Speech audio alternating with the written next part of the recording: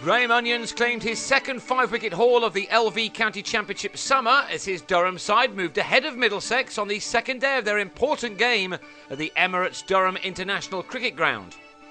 After a delayed start because of cold rain, Middlesex resumed their reply to Durham's 259 on 11 for 2 and soon found themselves in deeper trouble. At the end of the morning's 7th over, Onions had Joe Denley caught in the slips by Scott Borthwick.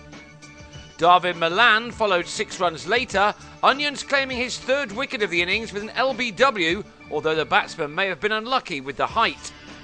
Ben Stokes then got involved, finding some late in-swing to have night watchman Tom Smith leg before for a 19, which had occupied 87 deliveries. 26 overs in and Middlesex were really struggling on 35 for 5, but as Stokes started to drop in a little short, they were led off the hook with Neil Dexter and John Simpson taking advantage. There were even whispers of a follow-on until this pair came together. Middlesex needed to get to 110 to avoid that, and between rain showers in the cold, they were able to do that, well as good as they added 68 in 16 overs for the 6th wicket, bringing up the 100 in the process. Simpson has scored the majority of those runs, making it to 42 before he tried to pull Onions, but mistimed horribly to give Callum Thorpe a simple catch.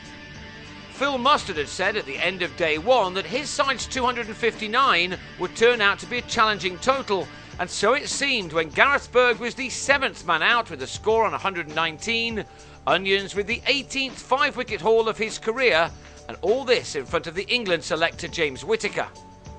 Middlesex haven't seen the best with the bat from James Harris so far, since he moved from Glamorgan, but just when it was really needed, he produced his best innings of the summer to date. The visitors may have been too far behind when Berg was out to contemplate a first innings lead, but they knew that they had to reduce the deficit as much as possible in what is likely to be a low-scoring contest, and with Harris and Dexter combining well, they were doing just that. Dexter had just reached his second 50 from his last 2 innings when he was undone by a good ball from Stokes, which did enough to find the inside edge on its way through to Mustard. Dexter departed for a hard-working 52 at 151 for 8, leaving it to Harris and Toby Roland-Jones to reduce the deficit even further.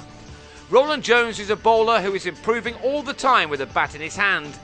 This was a stop-start day for all concerned, with showers aplenty driving the players from the pitch, so all had to be fully switched on when back on.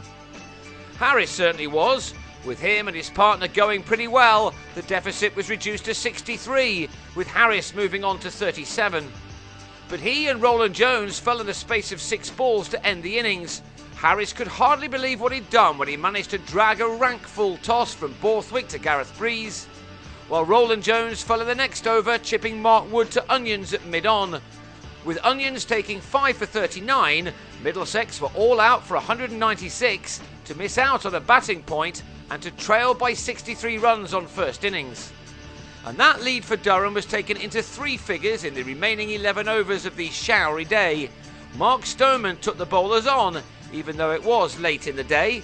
He raced to an undefeated 31 to leave Middlesex a little disappointed that they didn't get any wickets before stumps were drawn. So Durham will go into the second half of this match on 37 without loss, which puts them exactly 100 runs to the good. Given the events of this game thus far, they will know that if they can avoid losing too many wickets in the next session, then they will very much be favourites to return to the top of the table at the expense of both their opponents here and new leaders Sussex.